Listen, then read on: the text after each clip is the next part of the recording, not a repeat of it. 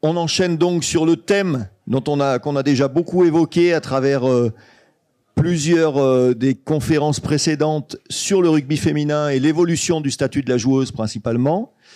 On est très heureux, je vais laisser tout le monde se présenter, mais d'avoir avec nous la première capitaine du rugby indien, Avani Savade, qui fait une présentation scientifique demain et qui se fait un plaisir d'être à cette table pour exposer, pour nous partager son expérience. Pour les autres, je vous laisse vous présenter parce que vous serez bien meilleur que moi. Voilà. Bonjour, alors moi c'est Eneka Labeiri et je suis joueuse au Loup depuis, c'est ma 2e année ici. Et voilà, j'ai 19 ans et voilà. Donc bonjour à toutes et tous. Moi je suis Mathieu Caudron, donc je suis un cadre d'État. Depuis, j'ai eu le concours, donc filière STAPS aussi, comme beaucoup de personnes dans la salle. Le concours, il y a 25 ans maintenant, donc ça commence à dater. Et dans le cadre de mes missions, j'ai été amené à à travailler sur forcément toutes les thématiques qu'un cadre technique doit mener. Et depuis 2006, je suis investi au niveau du rugby féminin, au niveau national. D'abord en tant qu'entraîneur de l'équipe de France à 15, après de l'équipe de France moins de 20 ans. Féminine. J'ai aussi été manager du set développement, intervenant sur le pôle France féminin quand il s'est créé.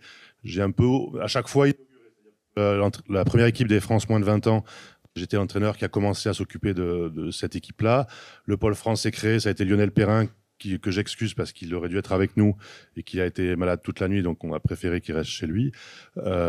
Et du coup, voilà, qui était responsable du pôle France. Moi, j'étais intervenant avec lui sur le pôle France féminin. Et donc, depuis 2006, au niveau national, j'ai aussi, et donc là, depuis 4 saisons, c'est ma 4e saison où je suis conseiller technique national en charge du développement du rugby féminin. Il y avait Didier Retière qui était là ce matin, c'était quand lui était DTN qui m'a confié cette mission. Et un petit peu dans tout ce qui a été dit ce matin, il m'a dit, en gros, ton job, c'est de s'assurer que chaque fois que la fédération met en place une action, que les féminines soient prises en compte. Ça ne veut pas dire pour faire la même action, mais en tout cas, est-ce qu'il y a du sens ou pas de mettre une action comme celle-ci ou comme une autre sur le rugby féminin? Voilà. Et donc, à tous les niveaux, que ce soit sur le développement, avec Philippe sur l'arbitrage, sur tous les aspects, un peu tous les projets que la fédération peut mener. Est-ce qu'on prend en compte les femmes? Oui, non. Et si on ne le prend pas, qu'est-ce qu'on peut faire pour les prendre en compte et les faire évoluer? Dans mon parcours aussi, donc au début, j'entraînais. Moi, je suis originaire du nord de la France. Donc voilà, il n'y a pas trop de vin, mais on mange bien aussi. Même si ça fait maintenant presque 30 ans que je vis sur Bordeaux. Donc voilà, pour voir autre chose au niveau du rugby que ce que je pouvais connaître dans le Nord. Et dans mon parcours, au début, j'ai entraîné les premières sélections régionales des comités territoriaux des féminines. Et après, donc, j'ai aussi entraîné pendant 10 ans le club de Bordeaux, des filles de Bordeaux.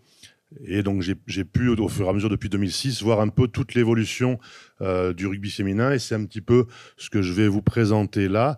Donc, à la fois sur la présentation et après de l'ouvrir à des questions et d'essayer de faire le lien entre ce qui a été dit ce matin et cet après-midi par les collègues, où forcément, je me retrouve beaucoup dans ce qu'évoque Seb sur la Suisse ou David sur l'Espagne.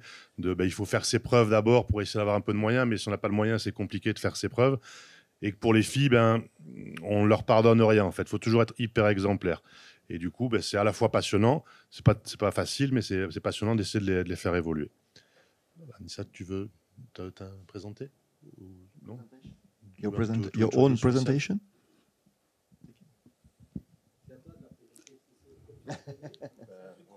Non. All right, so I'll just introduce myself. Unfortunately, I don't speak French. So I was the first Indian of the Indian women's rugby team. We started off playing sevens because, again, we were just sort of a developing rugby nation at the time. In fact, I was in one of the very sort of small town local team where we went to other clubs that played men's rugby and said, "Can you develop women's side?" They said, "Oh, for touch rugby." We said, no, we want to play contact rugby. They couldn't believe us. So we went back with 2 teams of our own. So we divided into 2 teams. We did exhibition games And from there onwards, so 2008 was the first time we saw opposition outside of our own two teams. We invited teams from Hong Kong and internally some other teams. That's how the women's side sort of kickstarted. 2009 was the first time that we competed at the Asian Championships. So that's when I was the first captain, because I came from the ecosystem of the first ever girls who, well, I started when I was 15, who were just starting to play. From there, so from 2009 onwards, we have been working on improving our rankings within Asia. The great hope, of course, as a developing rugby nation, our hope is to make it to the to qualify for the next Olympics for the men's side. On the men's side of things, because the competition is very high both at the global and at the Asia level, is to again keep improving 15's rankings. So that's the context I'm from. I'm just hearing is just we're starting very fresh in relative terms, so I'm just absorbing all the knowledge that I can. Thank you. C'est parti. Allez, voilà, je vais enchaîner. Donc, rapidement, on va voir aujourd'hui où est-ce qu'on en est. On a toujours envie que ça aille plus vite, mais quand Seb aussi disait que la Fédé Suisse, c'était une 50aine d'années, on va voir que nous, sur le rugby féminin en France, le sport féminin de manière générale, mais le rugby féminin encore plus, c'est très récent. Et donc, il faut aussi comprendre et être patient parfois pour y arriver. On parlera un petit peu de la filière et des équipes de France. Aujourd'hui, entre ce qu'on se fait aujourd'hui et ce qui était fait il y a quelques temps, donc par rapport à ce statut et l'évolution de ce qu'on peut apporter aux filles. Après, Neka nous racontera donc un petit peu, elle, son vécu d'une jeune femme de bientôt 20 ans. Voilà, qu'est-ce que c'est aujourd'hui de vouloir faire du haut niveau et d'avoir 20 ans en France. Et après, de se projeter dans 10 ans avec un plan d'orientation stratégique qui a été validé par la fédération. Et juste une parenthèse avant voilà, merci Léo, tu peux, mais ce qui est rigolo par rapport à ce que disait Vanessa, c'est aussi l'image qu'ont les hommes du rugby et de ce que peuvent faire les femmes ou pas. L'exemple de on peut jouer à contact, du rugby à plaqué ou pas. En fait, les hommes décident pour les femmes ce qu'elles doivent faire. Et non, c'est bien. Et comme on a aussi des idées reçues à nos écoles de rugby, où attention, on y va doucement parce qu'il y a des filles. Et non, on n'y va pas doucement parce qu'un garçon et une fille de 9-10 ans, ils peuvent faire exactement les mêmes choses. Et donc, notre job, c'est de casser un peu ces idées reçues. C'est leur quotidien à elles. C'est pas toujours simple, je le répète, mais ça reste un challenge passionnant. Donc aujourd'hui, voilà, on est à 9,5 millions de pratiquants dans le monde et on a 25% qui sont des femmes qui pratiquent. Et en gros, ce qu'évoquaient aussi les collègues tout à l'heure, c'est que l'aspect culturel, l'histoire et l'origine fait que dans les pays émergents, il y a autant de femmes que d'hommes. Seb l'a dit, il y a 5000 licenciés, ils ont 12% de pratiquantes. Nous, en France, on est aussi à 12% de pratiquantes, tout en ayant plus de 300 000 licenciés. Et d'accord, donc le pourcentage, par contre, quand on va dans d'autres pays, il y a autant de femmes que d'hommes qui pratiquent, dans les pays qui découvrent l'activité rugby, parce qu'il n'y a pas cette histoire du rugby, c'est les hommes qui pratiquent, et les femmes, vous faites le repas, comme ça a été dit, non, on fait pas le repas, même si on le fait aussi, tout le monde le fait, mais c'est cette image-là qu'il faut qu'on avance. Et du coup, il y a vraiment cette difficulté culturelle, tout en restant un sport où on dit on a des valeurs de partage, de solidarité, d'entraide. Oui, mais les femmes, quand même, pas toujours au même niveau que nous. Et donc, c'est vraiment ce qu'on cherche à faire évoluer. Aujourd'hui aussi, on dit que ce qui est donc la photo là, c'est Twickenham au mois de mai, fin avril, pour la finale destination entre la France et l'Angleterre, où on a battu le record avec 58 500 spectateurs. Voilà. Pourquoi je mets ça? C'est parce qu'on a comme argument de dire le sport féminin ça plaît pas, ça n'intéresse pas les gens. Non, en fait ça intéresse le monde. Après, encore une fois, il y a beaucoup de parallèles avec ce que disait Sébastien, mais sur si on laisse l'opportunité aux personnes de voir ce spectacle-là, de voir le sport féminin qui est un spectacle très appréciable, les gens adhèrent et les gens y viennent. Et il y a de plus en plus, on en parle. Alors, malheureusement, on est obligé d'en parler beaucoup dans les réseaux. Là, il y a donc on a eu 58 500 spectateurs à Twickenham. Il y en a eu 42 500 en Nouvelle-Zélande. En Nouvelle-Zélande, on sait que c'est un public qui est très dur et très critique sur le niveau de rugby. Et donc, l'Eden Park a été rempli pour les phases finales de la Coupe du Monde l'an dernier. Voilà. Et avec un public, il y a eu des études, des enquêtes faites après ça, où une énorme majorité des gens qui sont participés au match ont aimé la qualité du spectacle sportif, si on parle de spectacle. Et donc, voilà. Et parallèle avec les autres sports aussi, c'est qu'il ne suffit pas d'avoir des résultats. Chez les filles, on n'a toujours pas été champion du monde non plus. J'ai une fierté, même si j'y suis pour rien. La première médaille olympique de la Fédération française de rugby, ce sont les femmes qui l'ont amenée avec une médaille d'argent à Tokyo. Ça n'a pas été ça non plus dans un contexte particulier, mais voilà, ça montre que c'est possible, que tout ce qui a été mis en place contribue à faire évoluer le niveau des féminines. Et avoir une médaille olympique, c'est quand même, pour un sportif, j'imagine en tout cas, un rêve énorme, et les femmes l'ont fait. Et enfin, donc, voilà, j'insiste lourdement sur c'est un sport qui plaît. Encore une fois, le match France-Angleterre, destination, la finale destination. Il y a 3 millions de téléspectateurs qui regardent le match. On est à des 12-15% de part de marché. Donc, c'est aussi, voilà, c'est pas juste la famille et les copains qui regardent le match. Quand il y a 3 millions de personnes qui le regardent, c'est que ça intéresse. Et du coup, ça va avec, c'est qu'il y a des partenaires qui commencent à s'intéresser aussi au sport féminin. Et donc, là, au rugby, il y a TikTok. Le destination des filles, c'est TikTok. Il y a Mastercard, Capgemini, Mobilize. Maintenant, depuis 2 saisons, il y a un sponsor maillot pour l'équipe de France féminine, etc. Et donc, parce qu'à un moment, il faut des ressources pour faire évoluer la chose. Et pour avoir des ressources, il faut être visible, il faut être vu par les médias. Même si aujourd'hui, c'est encore compliqué d'être diffusé. France Télé diffuse pour l'instant encore les matchs.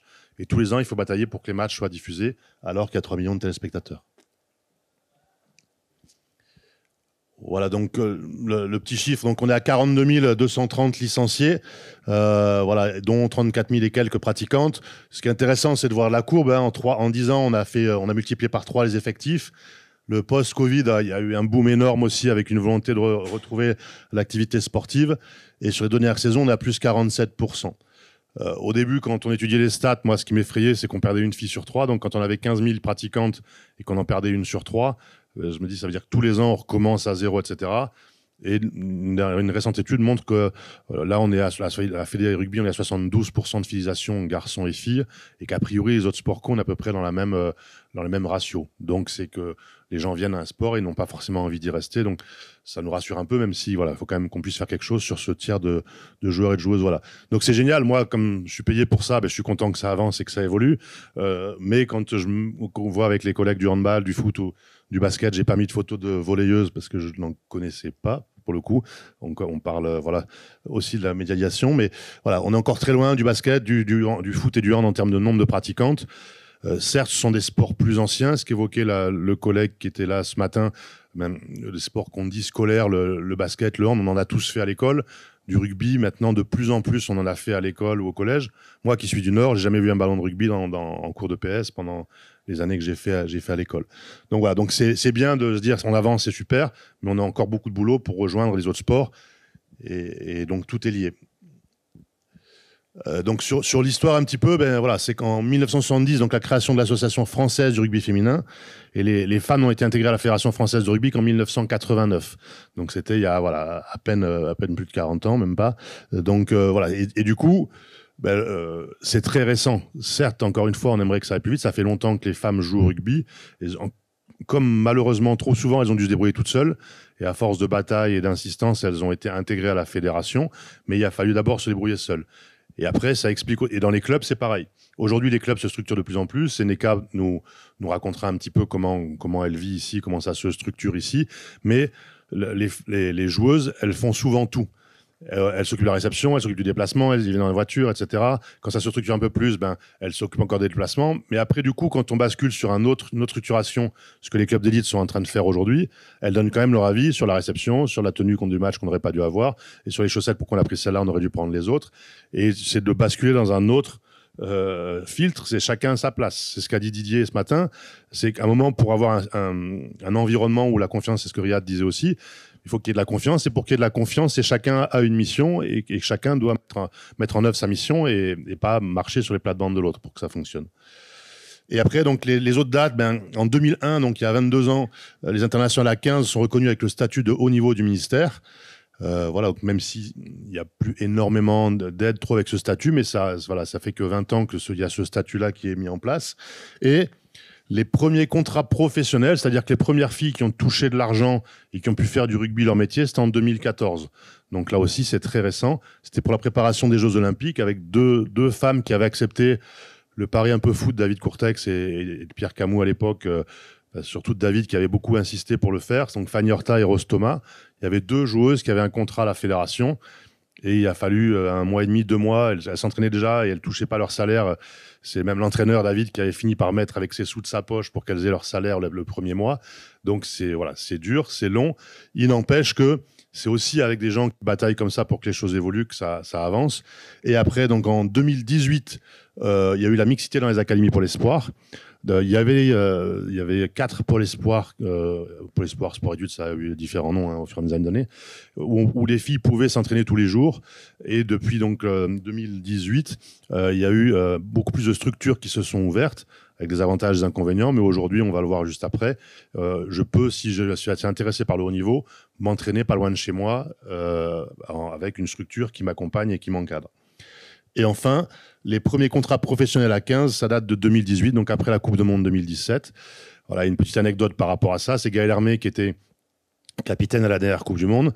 Quand elle était au Pôle France, elle a fait France moins de 20 ans, elle a fait après assez rapidement l'équipe de France à 15. Elle, quand elle était au Pôle France, elle faisait des études d'ergo. Voilà. En même temps, elle bossait à Decathlon un 10 heures et elle essayait de s'entraîner pour faire du haut niveau. Et après que ce constat-là, eh bien, encore une fois, c'est une question de moyens, parce que ce sont des budgets forcément colossaux. À partir du moment où on veut professionnaliser les joueuses, on s'est dit on veut être champion du monde, mais on ne met pas les moyens pour être champion du monde. Si à un moment une fille doit s'entraîner, travailler en même temps pour payer son loyer, etc., on ne peut pas y arriver.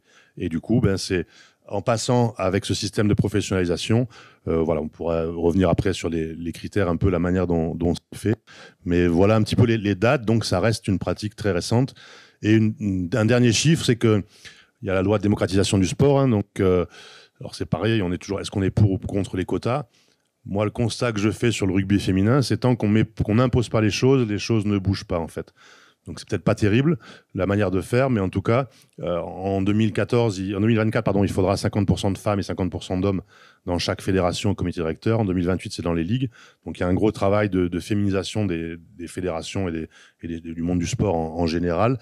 Et là, suite aux dernières élections, on a 33% de femmes au comité directeur. Donc on grappille doucement, on avance tout doucement par rapport à ces chiffres-là. Mais voilà, il y a encore beaucoup de travail. Alors, sur la filière de haut niveau, donc, en gros, la volonté de la fédération, donc sous l'impulsion un peu de Didier Retière quand il était DTN, et maintenant Olivier a bien pris le relais, Olivier Lièvremont, c'est je l'ai dit, quand on met quelque chose en place sur les garçons, on met la même chose sur les filles. Et après, le débat et la question qu'on évoquait tout à l'heure, c'est avec Olivier notamment, c'est est-ce qu'il faut faire pareil pour les garçons ou pas, entre garçons et filles ? Est-ce qu'il y a des choses qu'on doit faire différemment ou pas ? Et c'est toujours un petit peu les échanges qu'on a avec toutes les commissions, les groupes de travail à la fédération. En gros, la filière, ça commence avec les moins de 15 ans où il y a un centre de suivi.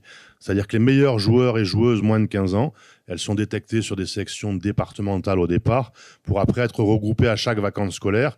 Ce qu'évoquait Jean-Marc, Seb l'a évoqué aussi un peu sur le suivi, c'est comment on suit les meilleurs procès, comment on les détecte et après comment on les accompagne dans leur parcours. Et donc, dès moins de 15 ans, garçons et filles sont accompagnés et suivis pour être repérés. Et dès le départ, il y a une dynamique de quel est ton projet, quelles sont tes ambitions et qu'est-ce qu'on peut faire pour t'accompagner, pour t'aider. Aujourd'hui, ça reste encore plus facile pour les garçons que ça ne l'est pour les filles. Parce qu'en moins de 15 ans, 85-90%, pas exactement les chiffres, Jean-Marc les aurait mieux que moi, mais des garçons, là, sont déjà dans les clubs pro. Que les filles, les moins de 15 ans, elles sont éparpillées dans tout leur département, voire dans toute leur région. Et donc, c'est facile de suivre les Goderman, donc les moins de 15 ans garçons, dans un club de garçons, parce qu'ils sont tous au même endroit, que les filles, quand elles sont un peu éparpillées partout. Et quand elles jouent avec des équipes où elles jouent ou elles jouent pas, en fonction de si elles ont beaucoup de garçons et de l'intelligence de l'entraîneur de les intégrer ou pas au groupe, du coup, c'est plus difficile de les suivre, même s'il y a une volonté fédérale de les accompagner. Après, ce que je vous évoquais sur les académies Pôle Espoir, il y en avait 4 en France, c'était Lille, Clermont, Toulouse et Rennes. Et maintenant, donc, on a 25 structures, dont 18 qui accueillent des filles. Et donc, on est à autour de 200 filles sur 3 années d'âge qui s'entraînent tous les jours pas loin de chez elles. Donc ça, c'est aussi une énorme avancée. Et après, dans les chiffres, encore une fois, on met en place une structure, c'est bien, mais comment on l'évalue ? Donc, c'est 82% des filles qui sortent des académies Pôle Espoir font des feuilles de match en élite 1, donc le plus haut niveau français. Et Neka en est un exemple, elle nous racontera, elle a vécu l'académie à Bayonne.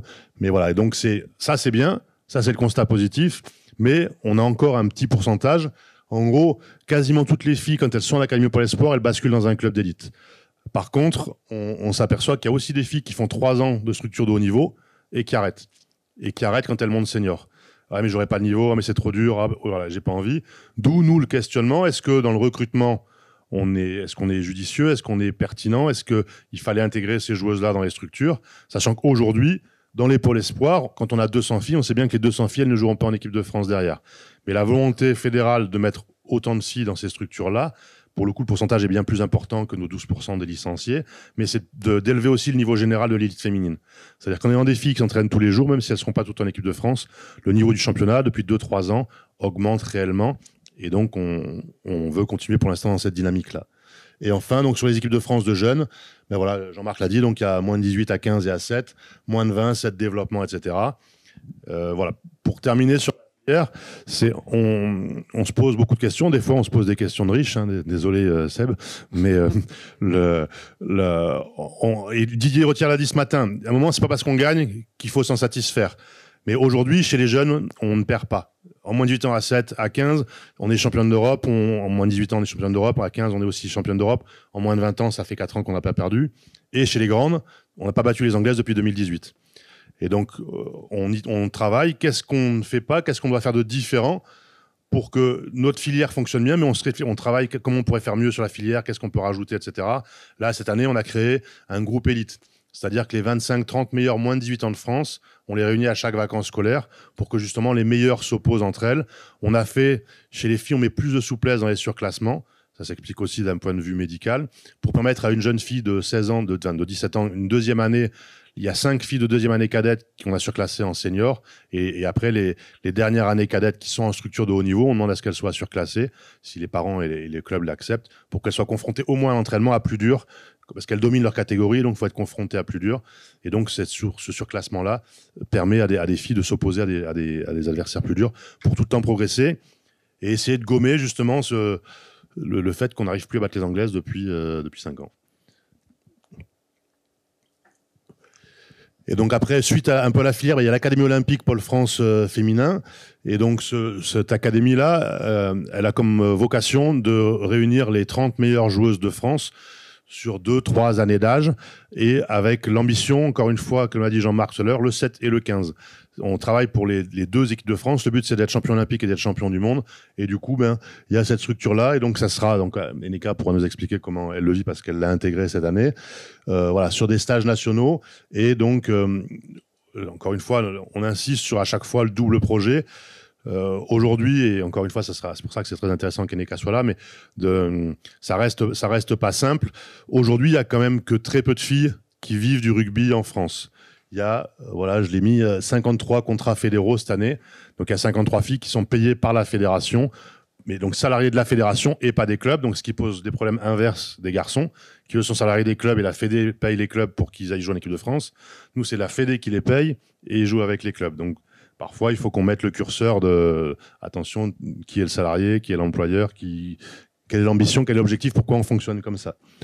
Voilà, et donc aujourd'hui, le message qu'on veut passer, c'est que c'est possible d'être une joueuse de rugby, mais il n'y en a quand même que 53 en France aujourd'hui. Les clubs d'élite 1 aident de plus en plus les filles, c'est très bien, mais on est très loin d'avoir des aides qui permettent d'en vivre. Et du coup, qu'est-ce que le double projet, donc la formation professionnelle et scolaire, universitaire et professionnelle, elle est capitale. Et on veut vraiment, on croit, alors après, on n'a pas la vérité, surtout pas, mais que d'avoir autre chose dans sa vie que le rugby, c'est intéressant.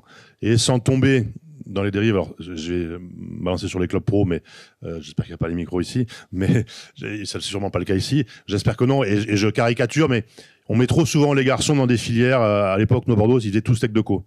Ils étaient tous pris en unité tête de co, et ça leur servait à rien. Et c'était une formation qui n'était pas adaptée à ce qu'ils voulaient.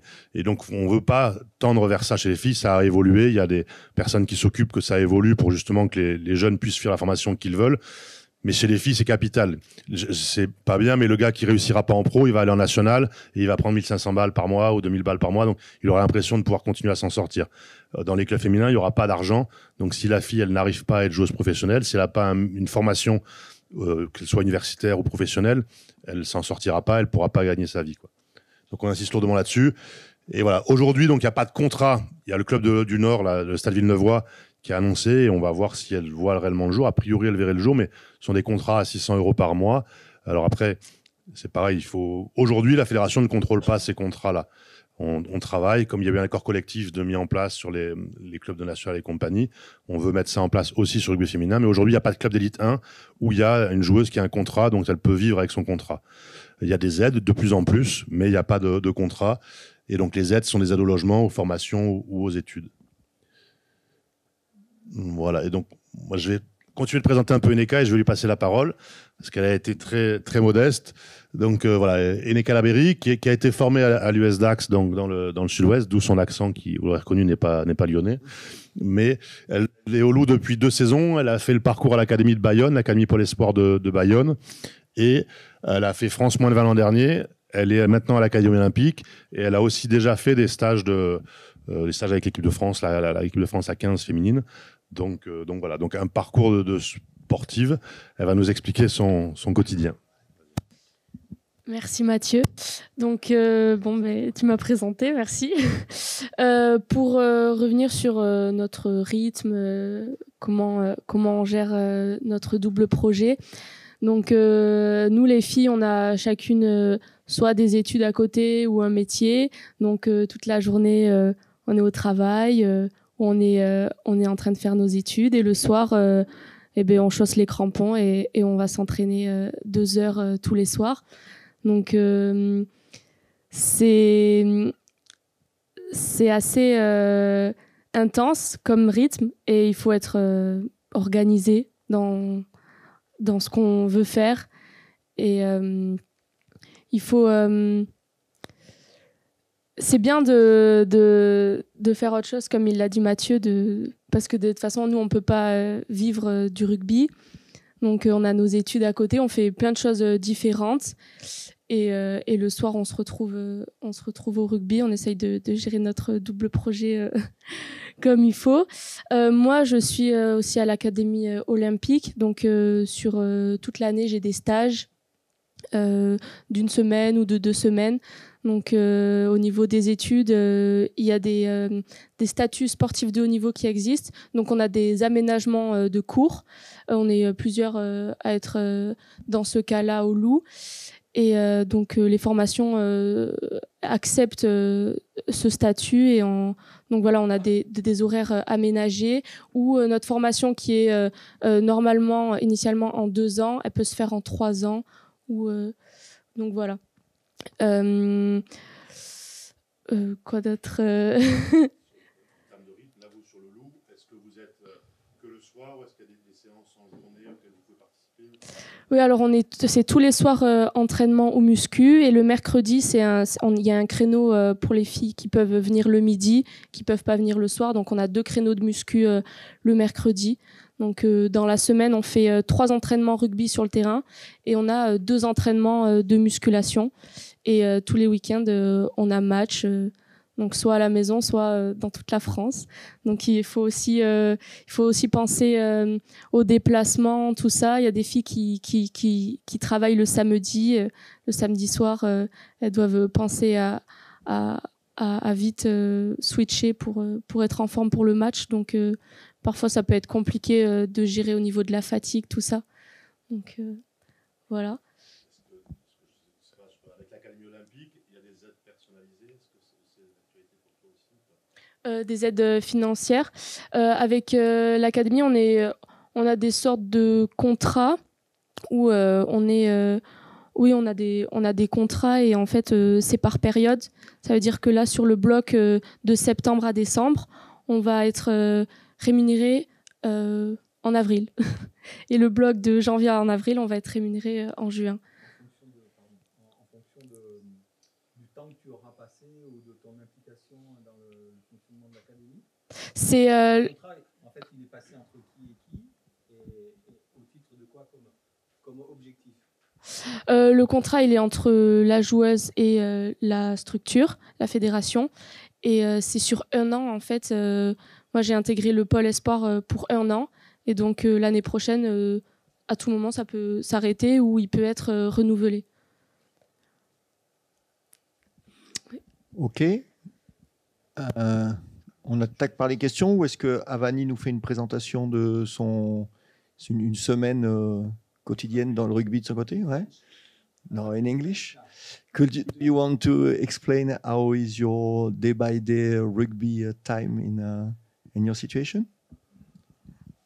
So I am currently only playing at the state level. So I play for my state, and whenever the competitions are so we work on the Asia Rugby schedule. When the Asia Rugby schedule is out, we sort of accordingly do the India schedule and then the state schedule, because those are the competitions that we're looking to play. So very similar from what I understood from the translation. I'll talk more about the professional players. So rugby, although a growing sport, it's already professionalized, where men and women are paid to play for the country. So the minute they come into the national camp, they are paid for that. And we have very similar things where most of the players are also either working side by side. So when they come to camps, they actually take leave and they come to camps. Most of their areas of work are allied to sport and rugby generally. So many of them work in gyms, and they. So the current Indian women's captain, now that I think about it, her entire education of becoming a physiotherapist happened while she was in and out of India camps playing for the country. So her education happened then. She's freelance practicing now, again, because of the hectic schedule.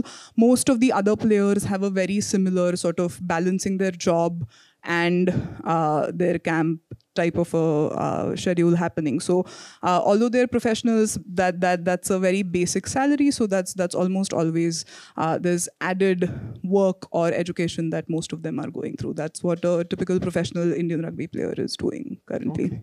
So it's very similar from it is quite models. similar. Yeah. It's just that the camps are declared and they happen in different places, so they can't continue to train or be in colleges, so they apply for special leave and they come to national camps. Ok. Question?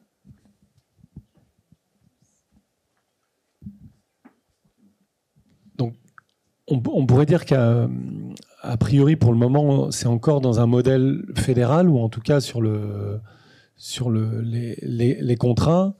Est-ce que c'est, entre guillemets, une étape, en espérant qu'après, un modèle de professionnalisation par les clubs se développe, ou est-ce que c'est voué à un développement peut-être plus avancé, comme un système de franchise chez les anglo-saxons sur le 15?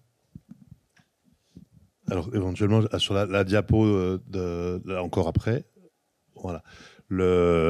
L'ambition, justement, c'est... Voilà, là, donc, en juin dernier, au comité directeur de la fédération, le comité directeur a validé le plan d'orientation stratégique du rugby féminin, de où est-ce qu'on veut être dans 10 ans.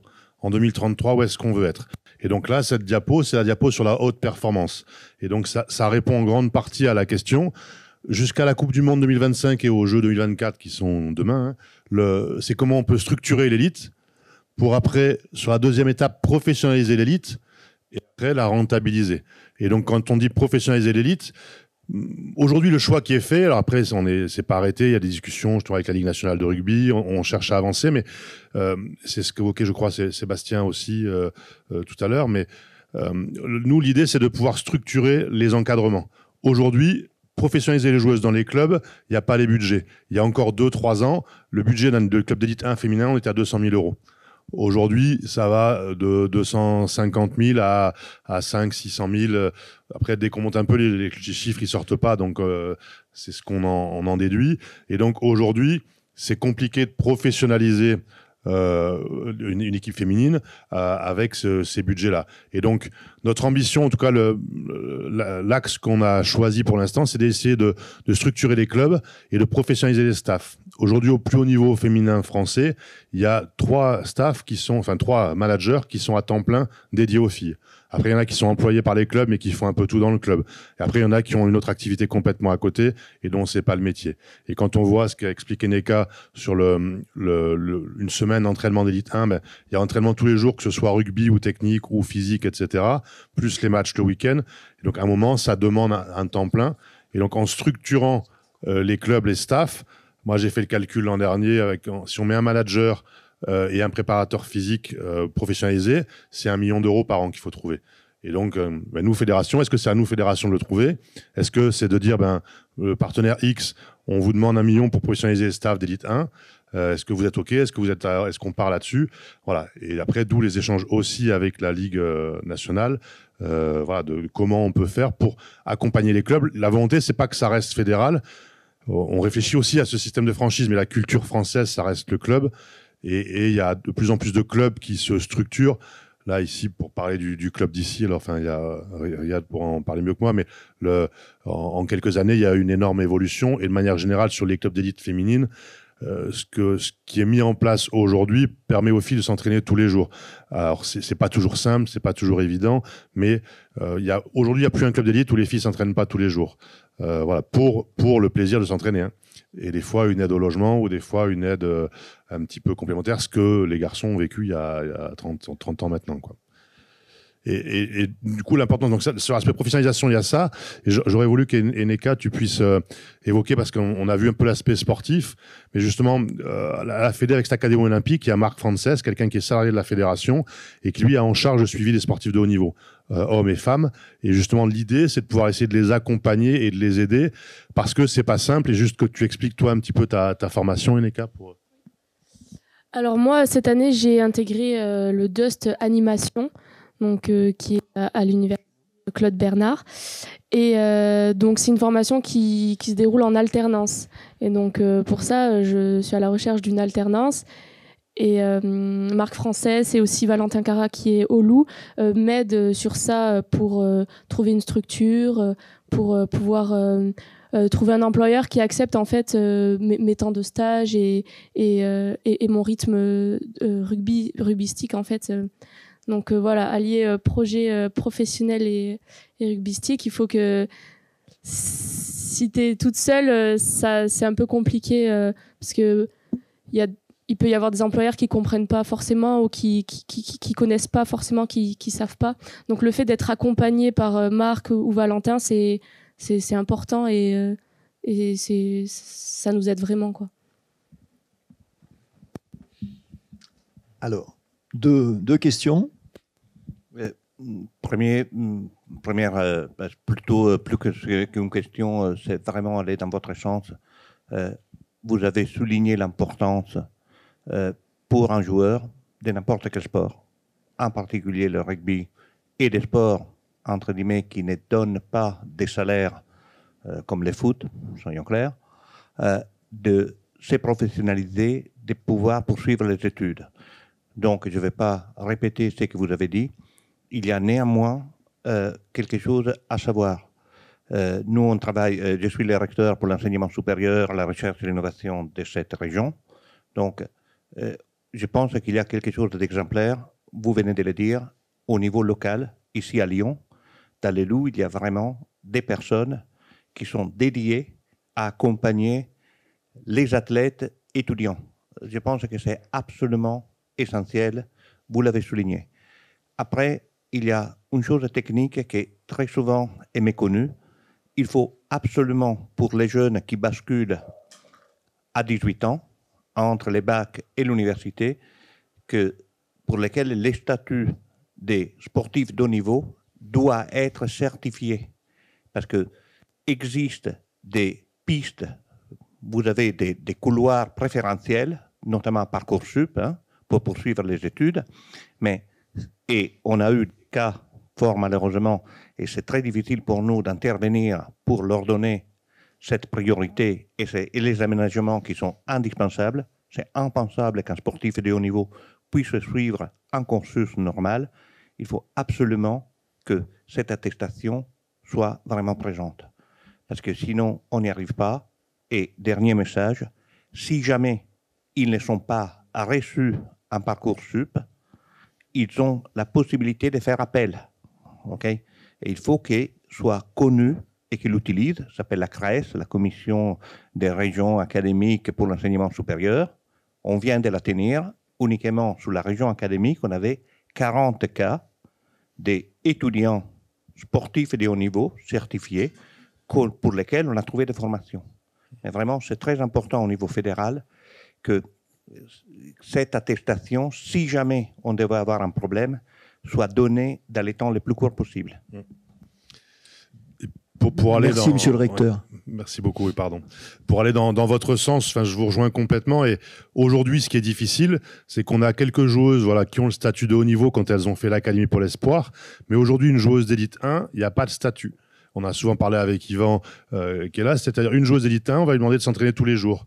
Mais il n'y a pas un statut qui existe comme un joueur professionnel de top 14, de Pro D2, c'est son métier, voilà.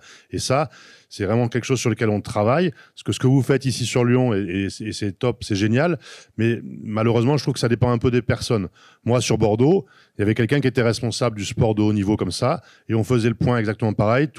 Moi plus les filles, mais Parcoursup, j'ai pas été prise dans la formation que je voulais. On faisait le point et on bataillait fort pour que les filles, elles trouvent la formation qui lui plaisait. Lui, on lui a dit, maintenant, tu fais plus ça. Et maintenant, à l'Université de Bordeaux, il n'y a plus ça. Et du coup, c'est un exemple et c'est vraiment dommageable. Après, c'est à nous, fédération, de travailler avec l'ensemble des universités pour justement commencer à développer ces relations-là, expliquer ce qui est fait, comment ça fonctionne, comment on le fait.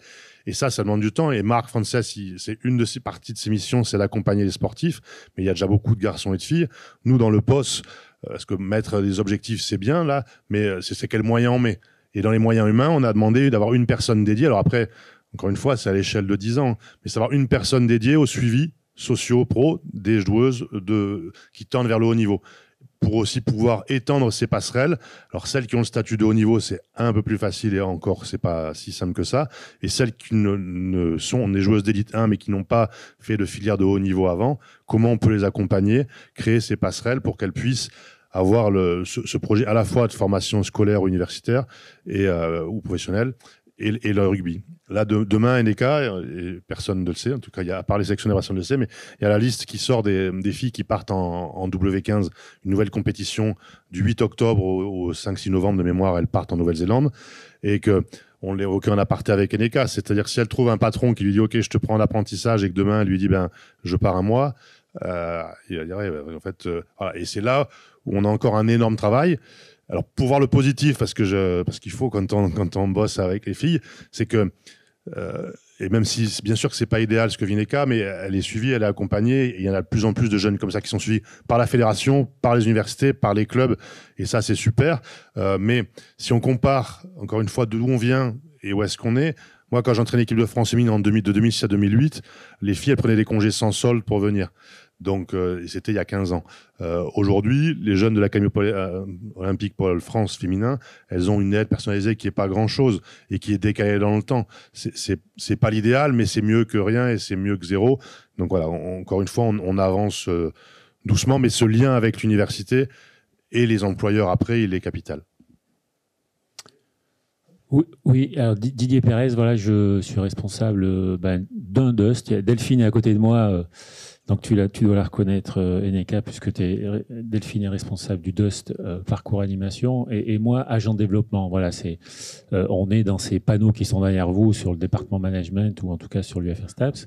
Je m'appuie un peu, excuse-moi, Eneka, sur toi, mais pas uniquement. C'est vrai que, alors par rapport à Parcoursup, nous, sur les Dust, on utilise Parcoursup, mais après, il y a des jurys qui étudient les dossiers.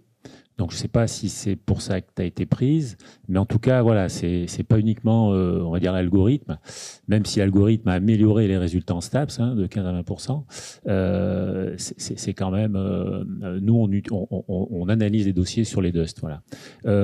Deuxième point, c'est, oui, on va faire tout pour te suivre, t'accompagner, voilà, même si c'est toi qui pilotes ton projet, ton double projet. Mais voilà, c'est une petite alerte, c'est-à-dire que Eneka est sportive de haut niveau, elle change de région, tu as choisi ta formation, et on est fin septembre et tu n'as pas de stage. Nous, on sait que ceux qui réussissent, ils ont un stage très rapidement. Voilà, donc elle a un accompagnement au loup, voilà. On peut essayer de trouver des structures aussi d'accompagner, mais c'est vrai qu'il y a une petite urgence pour trouver un stage ou une alternance ou un stage, c'est 300 heures sur le Dust Animation, je crois, minimum de stage ou une alternance, voilà. Et pour revenir aussi sur ce parcours de formation des sportifs de haut niveau voire même des éducateurs, on en parlait ce matin, sur le Dust, certains Dust, notamment le Dust ADEX qu'on a à Lyon, où il y a 2 jours de formation par mois. Voilà. On est de temps en temps en difficulté pour trouver des stages, notamment, alors voilà, vous êtes souvent beaucoup du monde du rugby. Je vois quelqu'un ce matin qui a parlé du club de Vienne. Voilà. On a sur ce Dust ADEX chaque année deux rugbymen, 2 jeunes en formation, 15 à 20 footeux, et après différents sports, le tennis, etc. Voilà, c'est un peu le ratio chaque année. Et effectivement, sur le monde du rugby, soit ils trouvent un club de haut niveau pour faire leur stage, et plutôt en alternance, soit ils ont du mal à trouver dans les clubs amateurs un club qui leur trouve un stage. Voilà, notamment cette année, voilà, dans votre territoire, il y a un jeune qui cherche un stage en rugby. Oui, on est complètement d'accord, et c'est une réelle difficulté. Je vous rejoins complètement sur la nécessité l'intérêt de l'apprentissage et de l'alternance, c'est justement de pouvoir se confronter au métier et de voir si ça me plaît. Il y a 2 aspects. Le premier, c'est je pense qu'on a aussi un travail, alors comme vous l'avez dit aussi, c'est aux athlètes de moment de se prendre en main. Il faut qu'on soit capable de les accompagner pour montrer toutes les formations qui existent. Et ce type de formation, par exemple, est-ce que c'est connu, est-ce que c'est pas connu, d'expliquer un peu les tenants et les aboutissants. Et après, il y a le deuxième volet, c'est comment on les accompagne pour trouver des stages. Alors après, Riyad va en parler. Aujourd'hui, la difficulté par rapport au club pro, c'est qu'on les sollicite sur tous les stages, en fait.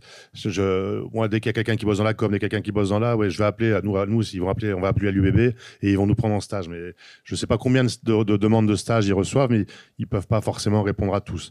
Alors après, qu'on puisse accompagner les sportifs de haut niveau, parce que si elle est en stage dans un club pro, ils savent ce que c'est que ce type de structure-là. Mais voilà, en tout cas, c'est une réelle difficulté de trouver les structures pour pouvoir trouver ces stages et cette alternance ou alternance ou stage. Oui, non, je ne voulais pas réagir là-dessus, mais effectivement, on a beaucoup de stagiaires dans toutes les filières STAPS dans le club. Bon, Valentin Cara va trouver une solution pour toi, ça j'en suis sûr. Moi, ma question, elle allait sur les autres axes de la politique qui s'appelait un moment de féminisation ou autre, qui était aussi sur faire rentrer dans les formations d'entraîneurs de haut niveau, avoir une forme de suivi. Voilà, je ne sais pas où est-ce que vous en êtes là-dessus, Mathieu, c'était une de tes missions. Ouais. Oui. C'est ça, voilà. Ça reste une difficulté. Et donc, c'est dans le poste. Donc là, je vous ai présenté que la diapo sur la haute performance. Et il y a les 3 piliers où on n'a rien inventé. C'est le développement, ce qu'évoquait Seb tout à l'heure, et la féminisation pour nous. Et donc, ça reste d'actualité. C'est comment avoir plus de femmes éducatrices, entraîneurs, dirigeantes, arbitres, etc. Sachant qu'aujourd'hui, on veut, alors par quelles actions, mais c'est montrer que c'est possible. Là, aujourd'hui, il y a Aurélie Groiselot, qui est la première femme arbitre professionnelle, qui fait de la Pro D2, etc. Il y a Gaëlle Mignot, qui entraîne l'équipe de France à 15, qui fait partie des 2 femmes qui ont un DES. Donc voilà, on n'a pas beaucoup, on a 2 qui ont des DES, et en gros, une quarantaine de femmes qui ont un DE. Rugby, avec licencié, avec une licence active. Et donc là-dessus, on a travaillé avec Jean-Pascal et l'INEF en général.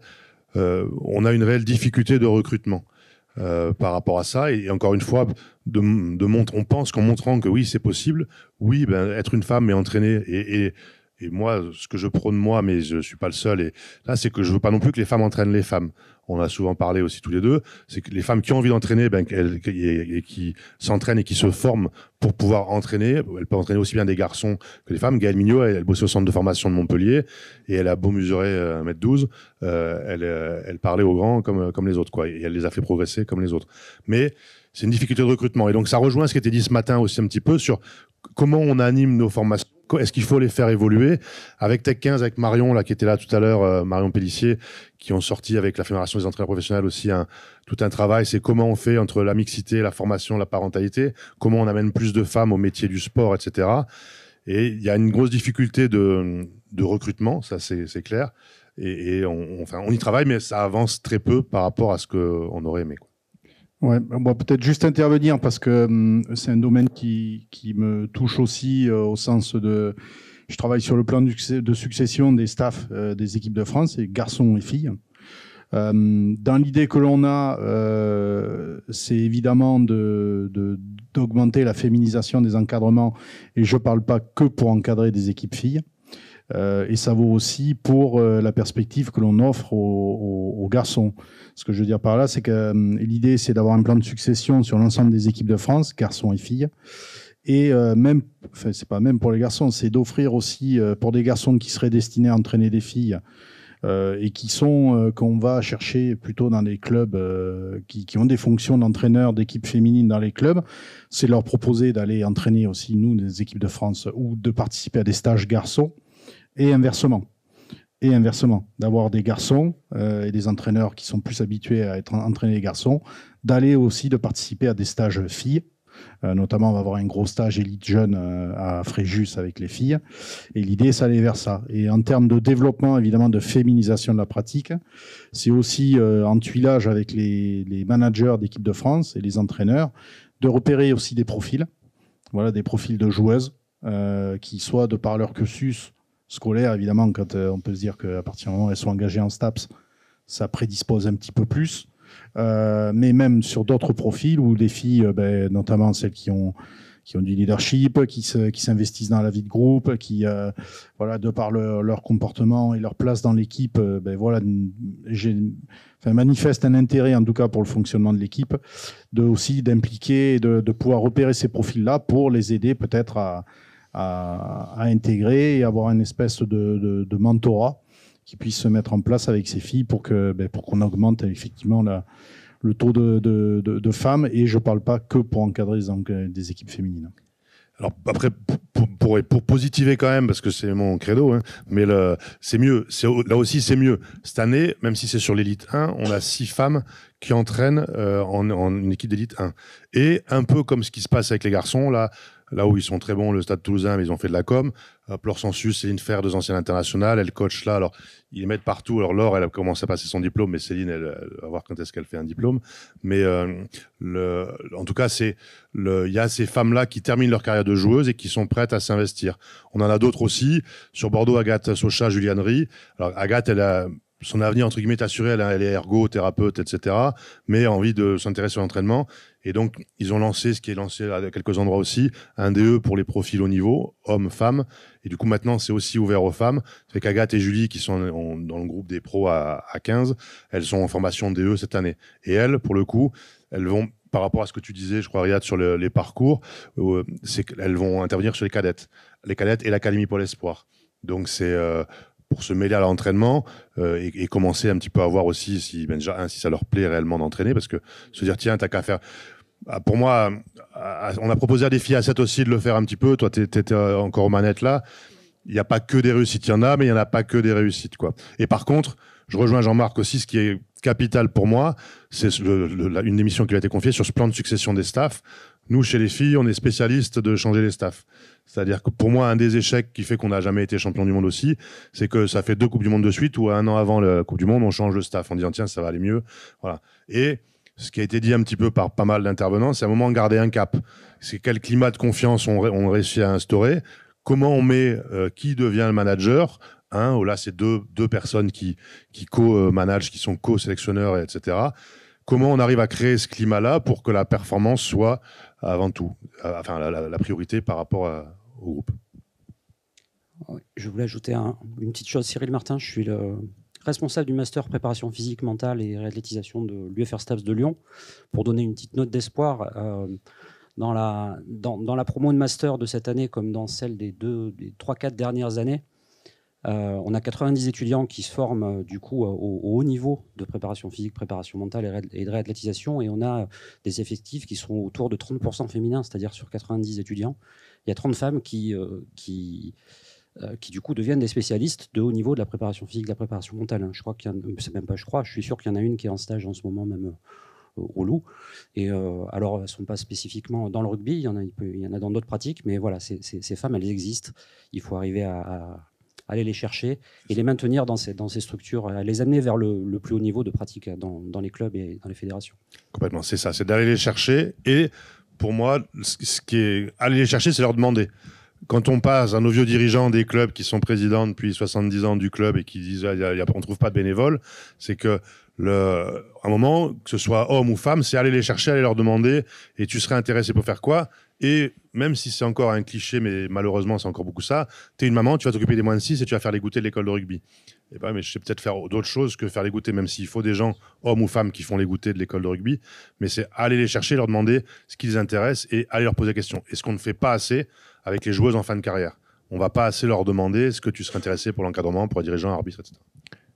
Question de John, donc d'Australie, qui nous indique qu'il y a une très grosse concurrence sur le sport co-féminin en Australie et que le développement du rugby est aujourd'hui concurrencé par le basket, par le foot, et donc il s'interroge sur, pour ainsi dire, les concurrents. Et donc la question peut-être pour Eneka et Avani, quels autres sports étaient dans vos options ou pas quand vous avez démarré? Et peut-être en lien également aussi sur la porte d'entrée. Nous, en France, on est très 15. Avani a démarré par le 7. Chez les filles, il y a beaucoup de performances en 7. Donc, est-ce que le 7 n'est pas aussi la porte d'entrée peut-être principale en France et ou dans de nombreux pays?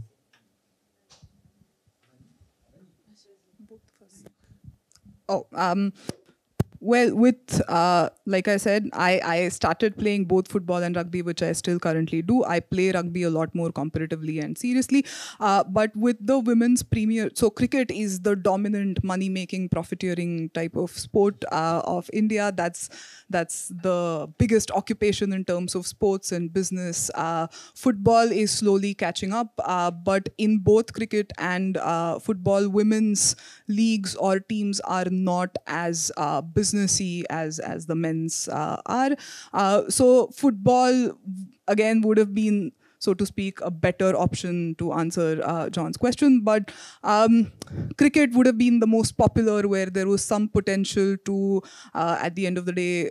So the league has been launched just this year, where the professionalization again, and they have declared equal pay. But the kind of disparity that exists between the actual endorsement and the money that they derive from business is still quite huge.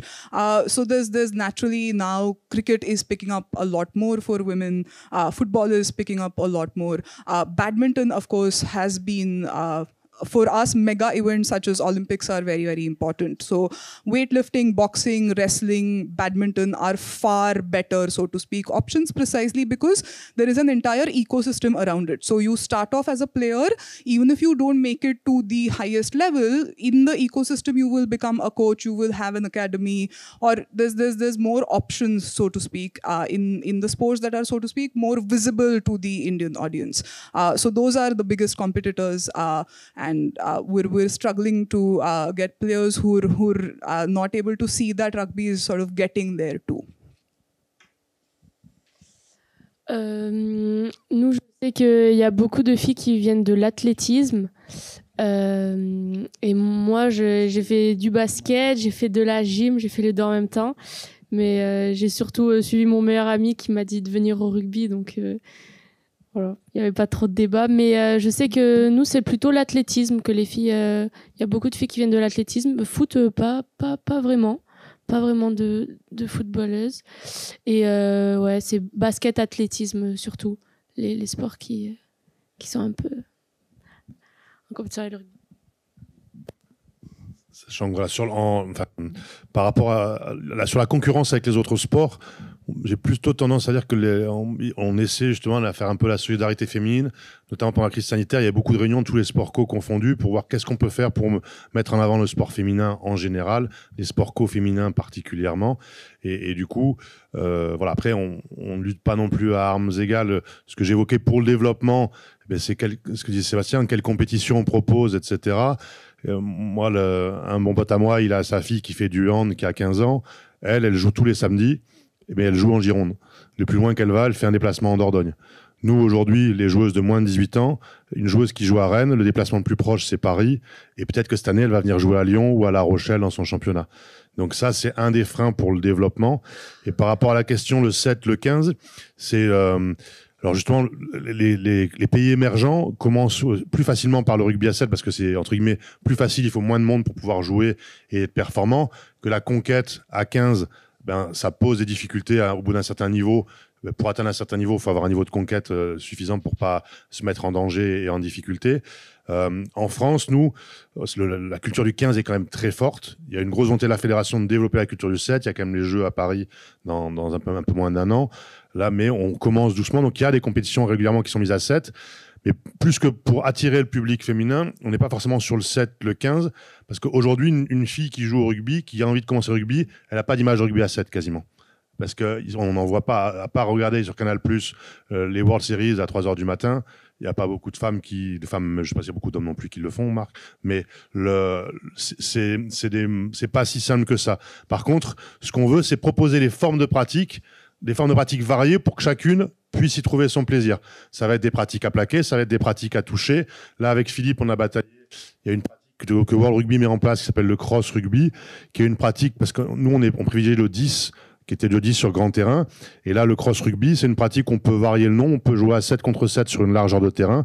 Et dans des régions où on a des difficultés d'effectifs, ça peut être avec des règles un peu aménagées, notamment sur les phases de contact, il y a du plaquage, il y a tout ça, mais il y a un nombre limité dans les rucks, un nombre limité dans les mauls, etc., pour pouvoir justement avoir une autre entrée, une autre approche de l'activité. Donc pas forcément que le 7, mais proposer des formes de pratiques différentes pour que tous les publics femmes nous rejoignent. Moi, j'avais une petite question à vous deux. Justement, par rapport à votre vécu, qu'est-ce qui vous semble permettre de développer la pratique féminine ou à travers ce que vous avez rencontré ou ce que vous imagineriez pour favoriser la pratique féminine? Est-ce que je suis clair? Oui. Moi, je pense à la médiatisation, surtout, parce qu'il y a un progrès sur la médiatisation du rugby féminin, mais c'est pas encore au même niveau que les garçons, puisque les garçons, le championnat du top 14, tout est diffusé, et les filles, l'année dernière, il y avait que la finale qui a été diffusée.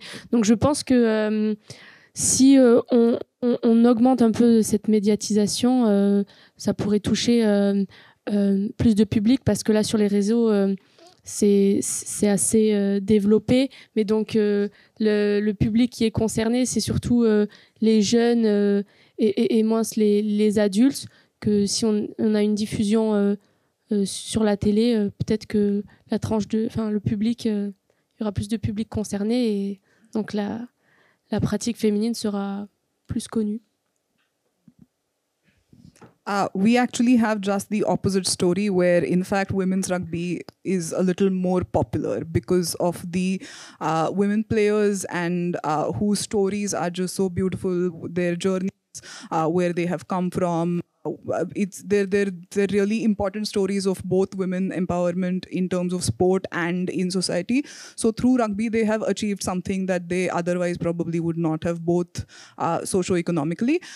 So I think that helps us a lot in terms of the female rugby association, in fact, is the growing point in terms of popularity. So it's in fact through that they are introduced to the men's sport as well. So I think we kind of have an advantage that women are already popular, women's stories are already better known, because they have also been performing very well over the short 2 decades that they've been around. I think their team performance and individual stories are out there a lot more.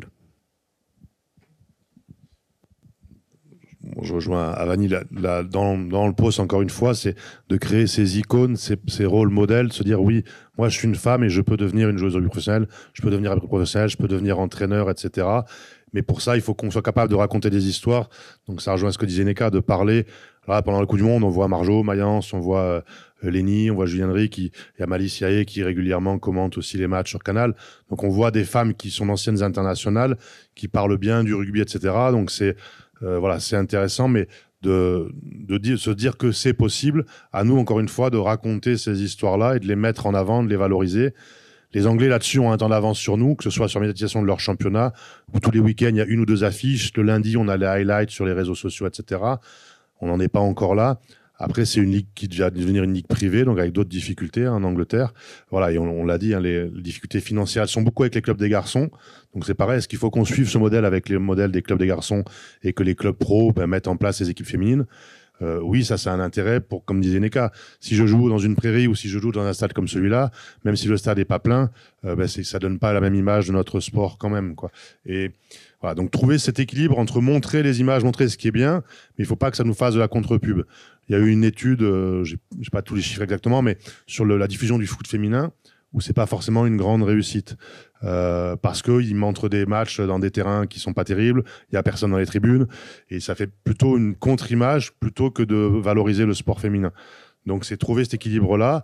Des actions qui sont menées aussi par les clubs d'élite, mais ici ça a été fait 2-3 fois l'an dernier, je crois, mais quand on fait un baisser de rideau, ou même il y a eu une fois un match seul avec plus de 3000 personnes qui étaient là, c'est voilà, une réelle volonté et du club et de l'environnement, j'imagine, de mettre en avant le sport féminin. Je sais que Bordeaux le fait, Toulouse le fait, et quand tu fais un baisser de rideau après un match de top 14, ben, ça attire du monde. Tu commences le match devant 10 000 personnes, ce qui t'arrive pas quand tu joues en club habituellement, et ça intéresse des gens qui restent un peu plus, et voilà, mais il y a plein de leviers différents à activer pour attirer à la fois les femmes pour qu'elles viennent jouer, mais qu'elles puissent venir s'investir dans l'activité rugby, quelle que soit la fonction qu'elles peuvent avoir. Une question dernière question, sur la mixité, non-mixité dans les catégories jeunes, où la mixité permet la pratique, mais la mixité, surtout pour certains parents, fait peur quand il n'y a pas une équipe uniquement de filles. Voilà, alors voilà, on a souvent le débat. Nous, aujourd'hui, alors il y a différents niveaux. World Rugby, eux disent que jusqu'à 12 ans, garçons et filles, ils peuvent jouer ensemble. Après 12 ans, il ne faut plus qu'ils jouent ensemble. En France, aujourd'hui, c'est jusqu'à moins de 15 ans où les garçons et les filles jouent ensemble. Et encore une fois, notre approche, c'est un peu la même, c'est par différents leviers. En gros, on veut permettre à une jeune fille qui a 14 ans, qui joue tous les week-ends avec son équipe de garçons parce que c'est une dominante et qu'elle joue, de pouvoir continuer à ça, parce que ça la fait progresser beaucoup plus vite. Les Agathe Socha, les Pauline Bourdon, les Elodie Poublan un peu avant, elles étaient des dominantes en moins de 14 ans, moins de 15 ans, et elles n'étaient pas en danger, pas en difficulté. Mais par contre, il y a aussi des filles et des parents que ça freine. Moi, ma fille, elle a 13 ans, j'ai pas envie qu'elle joue contre lui qui mesure 1m90, etc. Elle va se faire mal. Et du coup, on augmente le nombre de sollicitations où les filles peuvent se retrouver entre elles. C'est-à-dire qu'il y a le challenge féminin moins de 15 ans, où il y a 9 dates dans l'année, après les ligues peuvent en faire plus si elles veulent, où les filles jouent entre elles. Quand ça peut se faire sur la journée, le matin, il y a des petits ateliers, l'après-midi, il y a des oppositions par niveau pour qu'il y ait un temps entre filles. Ça, on l'a décliné. Ça vient d'une collègue de la fédération, Fanny, qui a mis ça dans son club à Courbevoie. D'où le surnom, le projet de développement de la fédération, on appelle ça rugby pour elle. Bon, c'est pas très innovant, hein, tout le monde fait ça, hand pour elle et tout ça, mais peu importe. En gros, elle, dans son club, elle a mis des journées où il y avait des entraînements qui étaient dédiés aux filles. C'est-à-dire que, et en faisant ça, au début, c'était en invitant des copines avec une assurance de masse, et maintenant, au club, c'est instauré une fois entre chaque vacances scolaires. Ça veut dire qu'ils ont réussi à récupérer plein de jeunes filles dans toutes les catégories, moins de 6, moins de 8, moins de 10, moins de 12, et il y a une fois par mois et demi, où elles s'entraînent entre filles, avec des contenus adaptés aux différences d'âge, parce qu'on peut pas, bien sûr, se plaquer quand on n'a pas le même âge, mais sur des ateliers techniques, etc., il n'y a aucune difficulté. Donc, c'est d'augmenter le nombre de sollicitations entre filles, même si nous, le credo, parce qu'on veut, en tout cas, jusqu'à 12 ans, garder la mixité, parce que c'est la société, et qu'il n'y a rien physiologiquement qui empêcherait un garçon et une fille du même âge de jouer ensemble. Bonjour, merci beaucoup pour ces échanges passionnants. J'avais une question sur la politique de la fédération. Alors, les aspects économiques, médiatiques, de structuration ont été très bien évoqués. Mais je me demandais s'il y avait une politique en ce qui concerne la formation des dirigeants, des entraîneurs, sur les questions des stéréotypes, du sexisme, puisque, vous l'avez très bien dit, la physionomie de la fédération a quand même pas mal changé, une évolution du nombre de licenciés. Et le rugby a une histoire virile, sexiste. Il y a un passé. L'histoire de la pratique des femmes, c'est aussi une histoire de résistance. Vous l'avez très bien évoqué, la pratique a existé en 1970, elle existait même avant 1970, mais il y a eu des interdictions, il y a eu des résistances très très fortes. Il y a un héritage qui persiste, et je me demandais si la fédération travaillait sur ces aspects-là, et si les éducateurs, les formateurs, les entraîneurs étaient aussi formés à ces questions. Alors oui, en tout cas on y travaille. On avait commencé avec Riyad, j'ai continué après avec Jean-Pascal. Sur l'an dernier, par exemple, on a lancé, alors le terme encore une fois c'est pas extra, mais on n'invente pas les termes, une mallette pédagogique. dans cette manière pédagogique. Et alors, il y a eu débat, parce qu'entre collègues, on n'était pas d'accord. Est-ce qu'il faut faire un cas de la pratique féminine ou pas? Et il y a des collègues qui disent non, mais là, c'est du rugby. Et oui, bien sûr que c'est du rugby. Mais pour moi, et on n'est pas même tous d'accord encore, mais c'est pas grave. C'est pas, on va. Mais en tout cas, donc dans cette maille pédagogique, on évoque un petit peu ça. Je fais quelques rappels d'histoire justement dans cette maille pédagogique. Et après, quand on a construit cet outil, c'est de dire qu'on veut plus qu'il y ait un éducateur ou un entraîneur qui va s'occuper d'un public féminin qui n'ait pas un minimum de connaissances sur cette pratique féminine. Et du coup, on parle sur les différentes ressources, techniques, physiques, tactiques et mentales. Les forces-faiblesses aujourd'hui des filles qui pratiquent le rugby, c'est quoi? Donc bien sûr que le médical, ça a été fait par des médecins, tout ce qui est physique. Et donc on évoque le cycle. Moi j'évoque le cycle, j'évoque justement ces critères. Jusqu'à 12 ans, il n'y a pas de différence, etc. Quand on dit aux éducateurs que une fille sur les efforts longs, elle récupère plus vite que les garçons, ils se disent non, c'est pas vrai. Si, c'est les médecins qui le disent, etc. Et donc aujourd'hui, on a mis en place cet outil qu'on a essayé de décliner dans les ligues et que certains collègues utilisent un peu dans les formations fédérales, mais aujourd'hui, pour l'instant, dans les formations fédérales, c'est encore un peu compliqué. C'est-à-dire que, est-ce qu'on fait cas de ça? Et moi, ce que je leur dis, c'est que je veux pas qu'on en fasse un cas, mais je veux qu'on l'aborde. Je veux qu'on puisse dire, en formation fédérale, quand on fait la formation sur la catégorie des les 6, 8, 10, qu'une jeune fille et un jeune garçon de cet âge-là, au moins, on l'a abordé. Et après, plus on grandit en âge, d'aborder les spécificités. Une jeune fille, à partir de 12 ans, la majorité des jeunes filles à 12 ans ont leurs règles. Donc, est-ce que ça a un impact sur son comportement, sur son évolution physique, etc. Et donc, l'outil existe. Après, on n'a pas été très bon et pas assez bon, en tout cas, pour le partager. Et moi, je fais le Tour de France régulièrement pour en parler. Et chaque fois, je dis, vous connaissez l'outil, tout ça? Non, je ne connais pas. Et du coup, c'est comment le mettre en avant. Donc, on en parle avec Jean-Pascal sur l'INEF. Et encore une fois, il y a toujours le débat. Est-ce qu'il faut faire un module spécifique? Moi, je ne suis pas fan du certificat spécial. Ce n'est qu'un avis personnel. Je ne dis pas que c'est l'avis de la fédération. D'avoir un certificat spécial sur le rugby féminin. Pour moi, je veux que quand on parle des formations du rugby, dans les DE, on doit parler du rugby féminin. On doit aller à un moment dans les sessions, faire des séances avec des femmes, des jeunes femmes, des jeunes ou des moins jeunes. Ce qui est fait dans beaucoup de DE, pas dans tous, mais dans beaucoup de DE, on commence à l'avoir maintenant. Et voilà, donc pour aborder l'ensemble de la pratique.